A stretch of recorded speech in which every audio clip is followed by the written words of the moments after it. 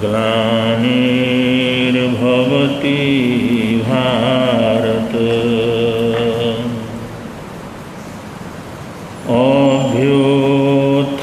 अभ्युत्थानाय धर्मस्य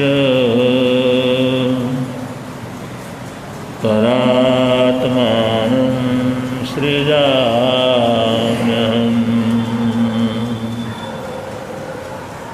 परित्राणाय साधूनां विनाशाय च दुष्कृतं धर्म संस्थापनार्थाय संभवामि युगे संभवामि युगे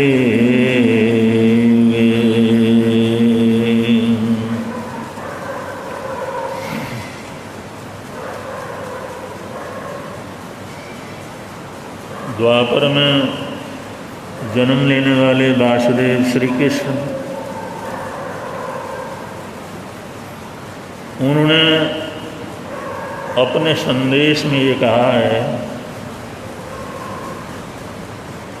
यदा यदा हि धर्मस्य ग्लानिर्भवति भारत। जब जब लोग धर्म को छोड़ेंगे,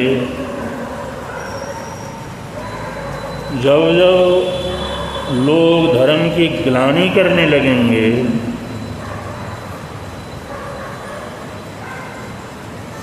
जब जब धर्म का ह्रास होता चला जाएगा, ऐसे समय में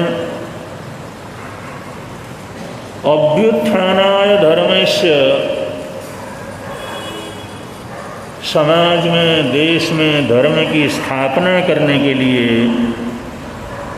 तदात्मानं सृजाम्यहम्, मैं अपने आप को तैयार करता रहूँगा और जन्म लेता रहूँगा। परित्राणाय साधूनां, साधुजनों को परित्राण देने के लिए, विनाशाय च दुष्कृतं, और लोगों के पाप का नाश करने के लिए, धर्म संस्थापनार्थाय, धर्म को स्थापित करने के लिए, संभवामि युगे युगे, मैं समय समय पर जन्म लेता रहूँगा, इस धरती के अंदर आता रहूँगा। ये कृष्ण का कहना बिल्कुल वाजिब है, क्योंकि मोक्ष में जाने वाला तो नहीं आ सकता, लेकिन देवेंद्र शक्तिशाली आत्माएं, वो तो समय समय पर लौट करके आती हैं। सिद्ध बुद्ध मुक्त होने के बाद तो नहीं आता, लेकिन उससे पहले तो आ जा सकता है। तो इस कृष्ण ने बहुत बार दुनिया में अपना जलवा दिखाया, बहुत बार आया। उस समय का श्री कृष्ण उत्तर भारत के अंदर तैयार हुआ, मथुरा वृंदावन के अंदर पला, और अन्याय अत्याचार को दूर करने के लिए दक्षिण पश्चिम भारत में गुजरात के आखिर में जाकर के बसा, और वहाँ जाकर के तीनों लोकों में उसने 16,000 राजाओं के ऊपर राज किया। किसी के ऊपर अन्याय नहीं किया, अत्याचार नहीं किया, उनको सुधारा। सही ढंग से चलो, न्याय मार्ग के ऊपर चलो, देश की सुरक्षा करते हुए आगे बढ़ो। और आज भी हमारे देश में कृष्ण का अवतार हुआ है। आज का हमारा कन्हैया, आज का हमारा कृष्ण गुजरात में तैयार हुआ, वहाँ जन्म लिया।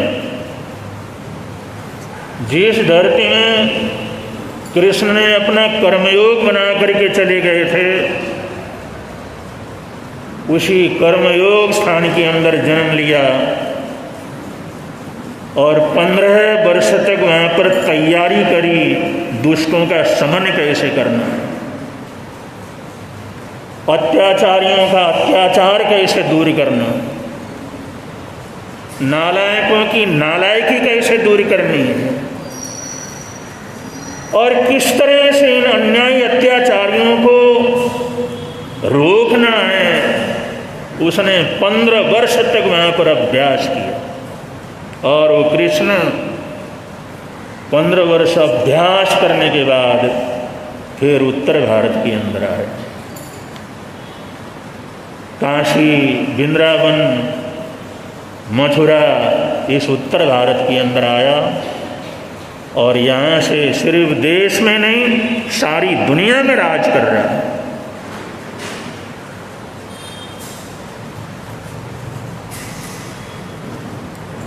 अगर हम इस नरेंद्र मोदी को श्री कृष्ण कहें तो कोई अतिशयोक्ति नहीं है। हम तो कहते ही हैं ये श्री कृष्ण का ही अवतार है। अकेला नहीं आया, अपने साथियों के साथ आया, अपने फौज के साथ आया, अपने एक एक सेनानियों के साथ आया और ऐसा आया उसने सारे देश के नक्शे को बदल दिया। सारी दुनिया के अंदर भारतीयों के लिए जो सोच था उस सोच को बदल दिया। उसने कहा हमने किसी से भीख नहीं मांगना, हमने भारत टाटव के माध्यम से उसने कहा जो कुछ भी चाहिए हमने तैयार करनी है, हम किसी के सामने हाथ नहीं फैलाएंगे, हम अब किसी से मांगेंगे नहीं।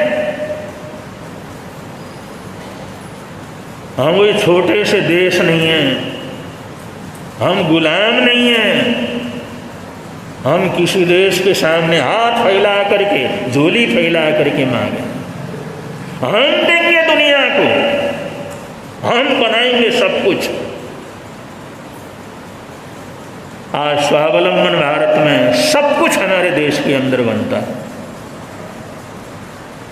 जिस वायरस को तैयार करके सारी दुनिया को ठप कर दिया, उसका वैक्सीन हमारे देश ने तैयार किया। जब सारी दुनिया कोरोना से प्रकोप से मर रही थी, उस समय सबने हाथ फैला करके कहा, डोनाल्ड ट्रंप ने कहा नरेंद्र मोदी से भेजो अपनी दवा, जब तक तुम्हारी दवा नहीं भेजोगे हमारे देश में ये मौत का सिलसिला रुकेगा नहीं। जहाज भर भर के हिंदुस्तान की दवाई अमेरिका के अंदर गई।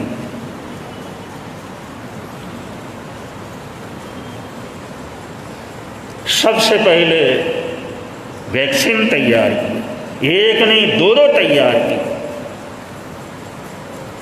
और देश भर में सबको भी फ्री में दिया और अड़ोसी पड़ोसी कमजोर सब देशों को बांटा, पूरी दुनिया को बांटा। और कितनी बड़ी ऐतिहासिक घटना है, हमारे भारत का कितना बड़ा सौभाग्य है। परसों 28 तारीख को एक दिन में 1 करोड़ से ऊपर लोगों को वैक्सीन लगा, एक दिन में। ये दुनिया की न भूतो न भविष्यति वाली घटना। एक दिन में 1 करोड़ लोगों को वैक्सीन लगना, कितने लोग लगे, कितने कार्यकर्ता लगे, कितने लोगों ने वैक्सीन लगवाया और कितनी कितनी दवाई तैयार हुई और कहाँ कहाँ तक उसको पहुँचाया। एक दिन में 1 करोड़ लोगों को वैक्सीन लगाना, ये सारी दुनिया की सबसे आश्चर्यजनक घटना, अद्भुततम घटना। और सारी दुनिया के बड़े से बड़े लोग हैरान हैं कि भारत में ऐसा हो रहा। जो 6-6 महीने में, 8-8 महीने में, साल में नहीं कर सकते वैक्सीन, एक दिन में 1 करोड़ लोगों को वैक्सीन लगाना, ऐसी अद्भुत घटना घटी है हमारे देश में। लेकिन इन बातों को जो देश विरोधी टेलीविज़न चैनल हो वो तो नहीं चलाते, जो देश विरोधी पत्रकार हैं वो तो नहीं लिखते, जो देश विरोधी पार्टियां हैं वो तो जिक्र नहीं करते, जो देश को बेचने में लगे हुए हैं, खाने में लगे हुए हैं, वो तो ये चीज उनको कुछ नहीं दिखाई देता। आज हमारा देश कहां से कहां पहुंचा है, कम से कम जनता को समझना चाहिए। कम से कम हमको तुमको जो जनता है उनको जरूर समझना चाहिए। ये हमारे देश का सौभाग्य है, ये करोड़ों करोड़ों लोगों की पुण्यवानी है। आज नरेंद्र मोदी जैसा प्रधानमंत्री हमारे देश में, सारी दुनिया उसकी तरफ देखती है। वो क्या बोलता है, वो क्या करता है। अब जब आदमी आगे बढ़ने लगता है तो बड़े बड़े देश भी उसके दुश्मन हो जाते हैं। आज भले ही अमेरिका हमारे देश का मित्र रहा हो, लेकिन इस समय पूरा दुश्मन है। रूस हमारा मित्र रहा, लेकिन इस समय हमारा दुश्मन है। ये अंदर अंदर से ऐसा षड्यंत्र कर रहे हैं कि भारत की ताकत को कमजोर करो। इसलिए तो तालिबान वालों को ये समर्थन कर रहे हैं। रूस जैसा देश, तालिबान क्या कर रहा, कितना अन्याय अत्याचार हो रहा, वो दिखता नहीं इन लोगों। रूस का आदमी, रूस का प्रधानमंत्री, ये लोग मानवता का ढोंग करते हैं, लेकिन तालिबान वालों को समर्थन देते हैं। कितने गद्दार हैं, ये मानवता के कितने बड़े दुश्मन हैं। और अमेरिका 20 साल तक यहां पर पड़ा रहा, लेकिन अब 70 लाख करोड़ रुपया के वो शस्त्र अस्त्र वहां छोड़ करके गया। 70 लाख करोड़, 70 लाख करोड़ के शस्त्र अस्त्र दुनिया भर के, जिससे दुनिया की बड़े से बड़ी सेना बनाई जा सकती है, वो सब कुछ हो अफगानिस्तान में छोड़ के गया। क्यों छोड़ के गया? क्योंकि तालिबान वालों को तो गोली चलाने के सिवाय कुछ आता ही नहीं। वो हेलीकॉप्टर को तो उसके पहिए में रस्सी बांध करके घुमाते हैं, क्या बटन दबाना है उसको कुछ पता नहीं है। ये लोग तो सिर्फ मारो, काटो, खत्म करो, ये टेक्नोलॉजी नहीं जानते। 10वीं से ऊपर पढ़ा लिखा आदमी नहीं, मूर्ख लोग, अरबी के सिवाय कुछ आता नहीं, कुरान के सिवाय कुछ पढ़ते नहीं है, मारो और काटो के सिवाय कोई उनके दिमाग के अंदर नहीं रहता। वो शस्त्र क्या करेंगे वो लोग? ये अमेरिका की इतनी बड़ी दुश्मनी है भारत के विरोध में, और उसने पाकिस्तान के उन आतंकवादियों को कह दिया ये सब अस्त्र तुम अपने पास लेकर के जाओ, क्योंकि तालिबान को तो चलाना ही नहीं आता। न वो जहाज चलाना जानते हैं, न टेक्नोलॉजी जानते हैं, न ये आधुनिक उपकरणों को चलाना जानते। काहे के लिए छोड़ा भाई तूने वहां पर? और वो सारा भर भर करके सारा पाकिस्तान के अंदर आ रहा है। क्यों आ रहा है? वो जानता है ऐसे ही तो नहीं बेच नहीं सकता, यहाँ छोड़ देता हूँ और ये अस्त्रों से ये पाकिस्तान वाले हिंदुस्तान के अंदर अशांति पैदा करते रहेंगे, इसको आगे बढ़ने से रोकेंगे। आज हमारा देश आगे बढ़ रहा है तो सारी दुनिया और दुनिया के बड़े बड़े देश आज हमारे देश के दुश्मन बने हुए हैं। वो चाहते हैं किसी भी तरह से ये जो है देश कमज़ोर बन जाए, ये कमज़ोर बन जाए। लेकिन हमारे देश के करोड़ों लोगों की पुण्यवानी है, साक्षात श्री कृष्ण आज अपनी गद्दी के ऊपर बैठा हुआ, बलराम के साथ बैठा हुआ। इसलिए भारत को किसी को चिंता फिक्र करने की जरूरत नहीं, वो ऐसा बैठा हुआ है वो अच्छे अच्छे के ना को चने चबा सकता है। चीन को तो दे दिया उसने, हम क्या हैं? तुम क्या मारोगे? हमने हाथ से तुम्हारे हड्डियां तोड़ डाली उसने, सैकड़ों की सेना की हड्डियां तोड़ तोड़ करके, गर्दन तोड़ तोड़ करके फेंकवाया। हमारी सेना के अंदर इतनी ताकत है, आज भारतीय सेना को देखे तो चीन की सेना वाले थर थर कांपते हैं, वो सोचते हैं तो मौत है। और ये नरेंद्र मोदी है, हर पर्वों के ऊपर सेनाओं के बीच में जाकर के रहता, उनका हौसला बुलंद करता, उनको आगे बढ़ाता, उनका मान सम्मान करता। और जब से प्रधानमंत्री पद के ऊपर बैठा आज तक एक दिन भी उसने छुट्टी नहीं ली। कहीं मिल सकता है ऐसा आदमी? देवता कौन होता है? यही तो होते हैं। अवतार कौन होते हैं? यही तो होते हैं। वासुदेव चक्रवर्ती कौन होते हैं? यही तो होते हैं। उनके अंदर कौन सी ताकत होती? वासुदेव के अंदर कौन सी ताकत होती? यही तो ताकत होती है। चक्रवर्ती होता है, कौन सी ताकत होती है? यही तो ताकत होती है। उनकी कूटनीति की ताकत है, साथियों की ताकत है, अपने देश की सुरक्षा कर सकते हैं और दुश्मनों को जो है उनको औंधा मुंह कर सकते हैं। किसी को अपनी तरफ कानी आंख देखने के लिए वो जो है इजाजत नहीं देते।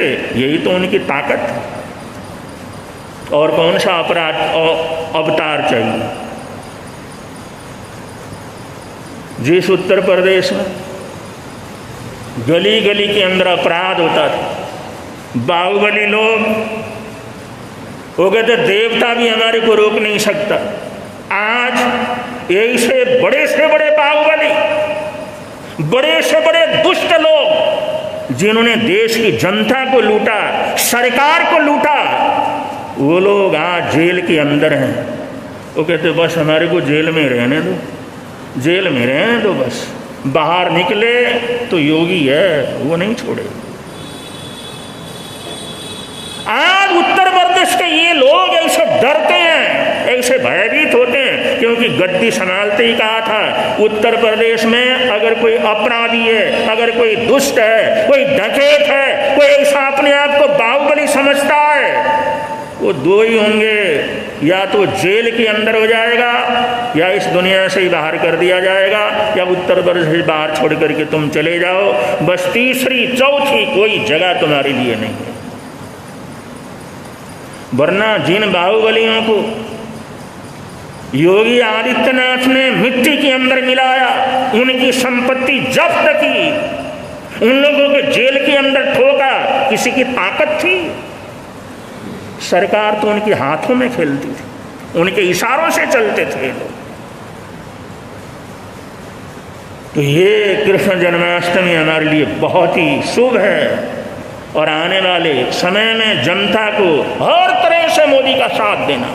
हम कोई पार्टी नहीं है, हम कोई राजनीतिक पार्टी नहीं है, हम किसी पार्टी का नहीं कर रहे हैं, लेकिन जहाँ ऐसे अवतार पुरुष रहते हैं उन लोगों का सहयोग करना और उन लोगों की प्रशंसा करना, उन लोगों को आगे बढ़ाना, ये देश के अंदर रहने वाले हर व्यक्ति का अपना कर्तव्य है।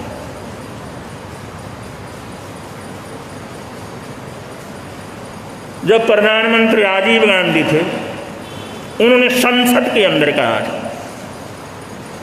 हम लोग अगर 1,000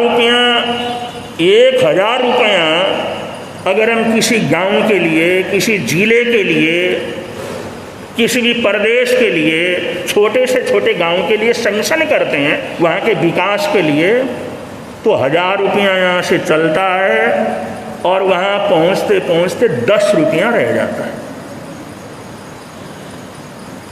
ये हमारे नहीं, देश के प्रधानमंत्री राजीव गांधी ने कहा था, हमारी नीति इतनी खराब है, हमारा सिस्टम इतना खराब है, हमारे देश में करप्शन इतना खराब है कि 1,000 रुपया यहाँ से चलता है, जहाँ पहुँचना वहाँ पर सिर्फ 10 रुपया पहुँचता है और बहुत सी जगह तो पहुँचता ही नहीं। आज हमारे देश की सरकार ने जो लाइन के बिल्कुल अंतिम किनारे पर खड़े होने वाला है, वो इसको डायरेक्ट केंद्र से पैसा भेजते हैं। 6,000 यहाँ से भेजे तो 6,000 सीधा उनके खाते में पहुंच जाता। करोड़ों किसानों का पैसा केंद्र से भेजा जाता है, सीधा किसान के खाते में पहुंच जाता है।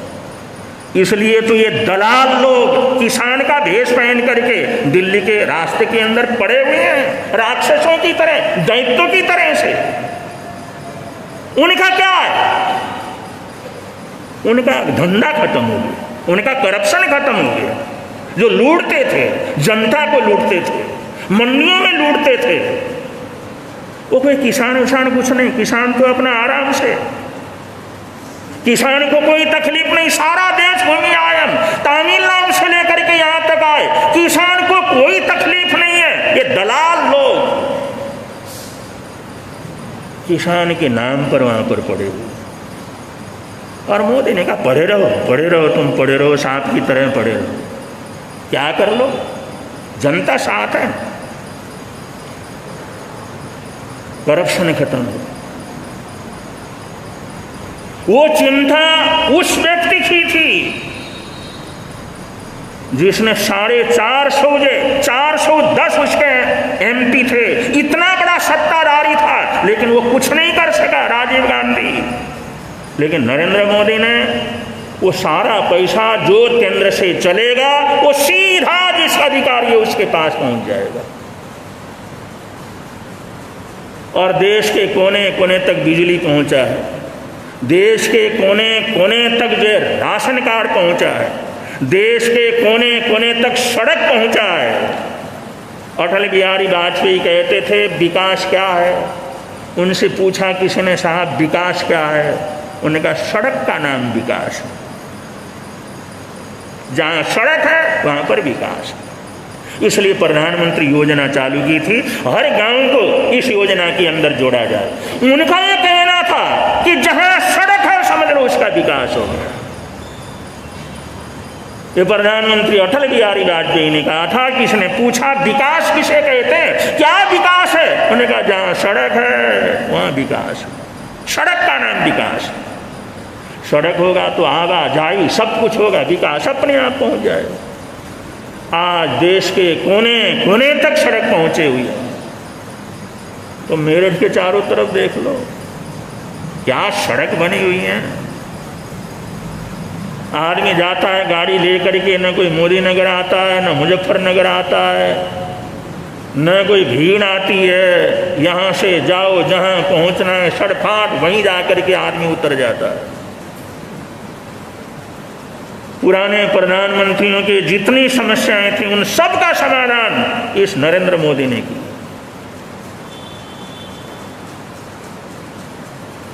ये उनका अवतार है, इसलिए हम कहते हैं कृष्ण का साक्षात अवतार। और भाई दिव्य बंधु, आज तक 70 साल तक ये चिल्लाते रहते थे हमारे देश के लोग, कश्मीर हमारा है, कश्मीर हमारा अभिन्न अंग है। वो क्या था? देश को लूटने के लिए और अरबों की संपत्ति वहां पर पहुंचाने के लिए और जनता को बेवकूफ बनाने के लिए। कश्मीर अपना कब हुआ? पीछे 5 अगस्त को 770 की धारा खत्म कर दी, 35 ये खत्म कर दिया। उन्होंने कहा देश का झंडा होगा वहाँ भी देश का झंडा होगा, जो देश की नीति होगी वहाँ भी देश की नीति होगी, जो देश के नियम कानून होंगे वहाँ भी लागू होंगे, जो देश के अंदर होगा सब कुछ वहाँ पर होगा। अब तक तो लाखों लोगों को वोट देने का अधिकार नहीं था वहाँ पर। क्या था? कश्मीर अपना था, अपना अंग है, कश्मीर अपना अंग है। वो तो बेचारा कटा पड़ा था, तड़फ रहा था, उग्रवाद था वहाँ पर, तालिबानों का शासन चल रहा था वहाँ पर। लेकिन इस व्यक्ति ने जो सारे देश को अजवाए हिंद बनाने की कोशिश थी, भाई पूरे देश के अंदर हमने अपने इस्लाम का परचम चमकाना है, और उसका रास्ता जम्मू कश्मीर था, और वहाँ पर सारे के सारे हिंदू खत्म कर दिए गए थे, और वहीं से सारे उग्रवादी आते थे। वो रास्ता पूरी तरह से बंद कर दिया। वो इस्लामिक स्टेट को कुचल करके रख दिया इस राजा ने। अब कोई घुस के आए कोई उग्रवादी, पिछले 7 साल से एक भी धमाका कहीं पर नहीं हुआ। आज भी हमारा सेनापति कहता है ये तालिबान वालिबान क्या हैं, ये क्या चीज है हमारे सामने, ये इधर मुंह तो करें, इनको कहां कहां पहुंचा देंगे हम लोग। इनसे डरने की बात, इनके पास है क्या? किसी क्रूरता के सिवाय, गोलियों के सिवाय इनके पास क्या है? हमारा सेनापति कहता है कि हमारी देश की 1 इंच भी जमीन इधर उधर नहीं होगी, और ये लोग कोई हमारी तरफ आंख उठा करके नहीं देख सकते। आज हमारा देश इतना संपन्न, इतनी ऊंचाई पर, इतने वर्चस्व संपन्न, हर जगह पर, हर लाइन पर उन्नति के ऊपर आगे बढ़ रहा है, तो इसका गौरव हमारे मन के अंदर होना चाहिए कि हम भारतवासी, और भारत में ऐसी सरकार है।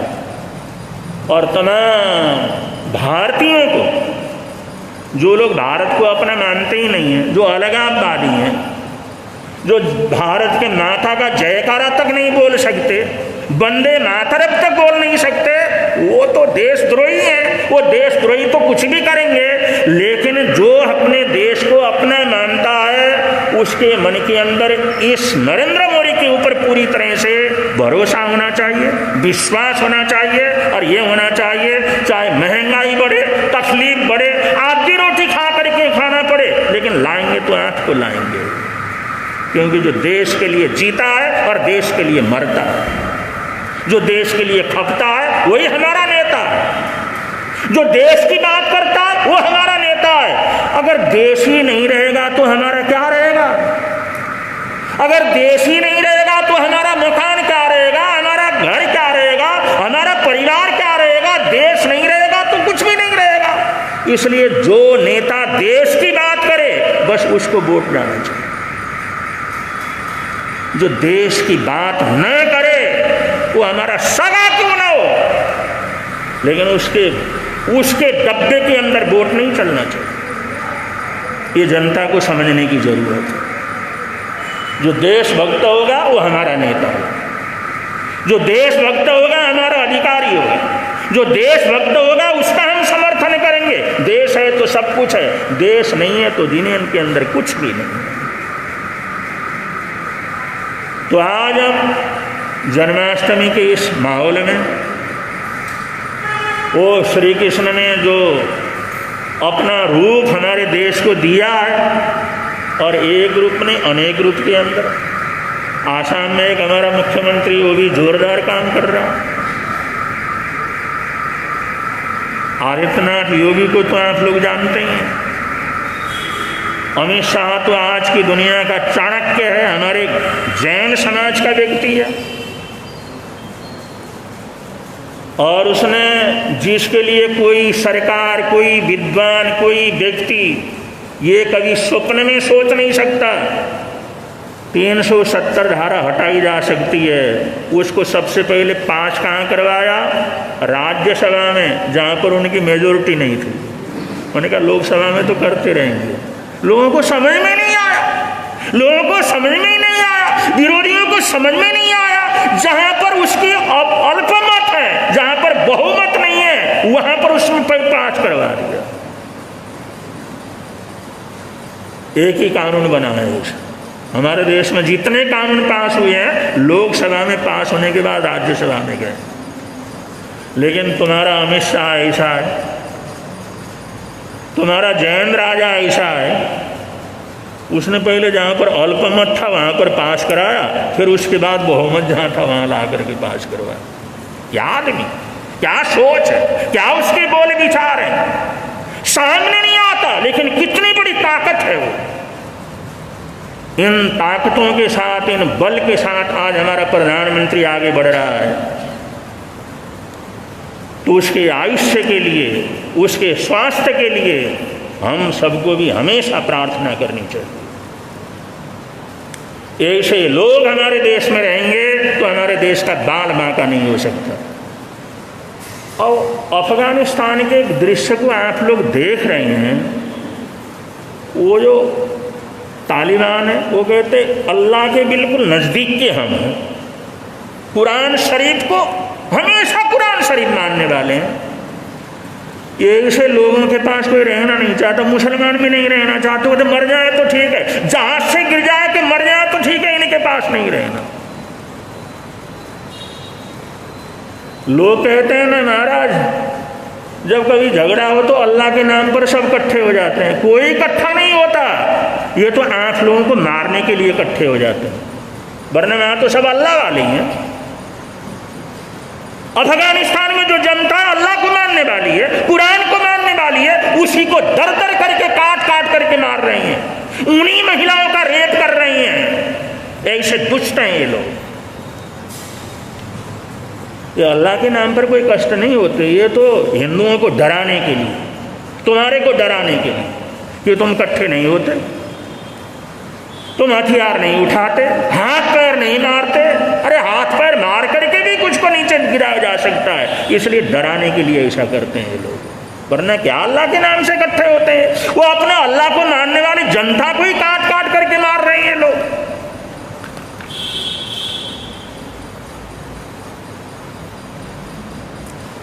तो हमारा देश आज ऊंचाई की तरफ जा रहा है, स्वावलंबन की तरफ जा रहा है। दुनिया के बड़े बड़े देश जो हमारे मित्र देश हैं वो भी अंदर अंदर से साजिश कर रहे हैं, किसी तरह हिंदुस्तान को कमज़ोर किया जाए।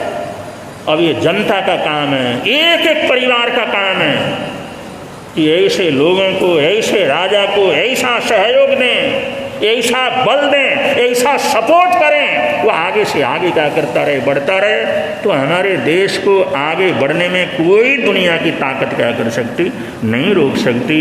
इन्हीं मंगल कामनाओं के साथ, इन्हीं सद्भावनाओं के साथ कृष्ण जन्माष्टमी के दिन आज हम उनकी कृपा के लिए, जो उन्होंने बोला था जब जब धर्मनाश होगा, जब जब अन्याय अत्याचार बढ़ेगा, मैं आऊँगा या मेरे आदमियों को भेजूंगा, तो उन्होंने ऐसे समय पर भेजा।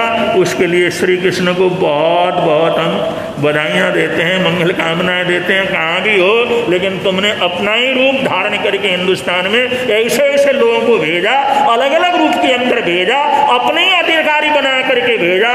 इसलिए श्री कृष्ण के चरणों में बहुत बहुत हम सद्भावनाएं प्रकट करते हैं। और ये भारत का गौरव, हाँ, दिन दुनी रात चौगुनी आगे बढ़े, ऐसी मंगल कामनाएं करते हैं। इन्हीं मंगल कामनाओं के साथ बड़े प्रेम से आप लोग बोलेंगे, मिलता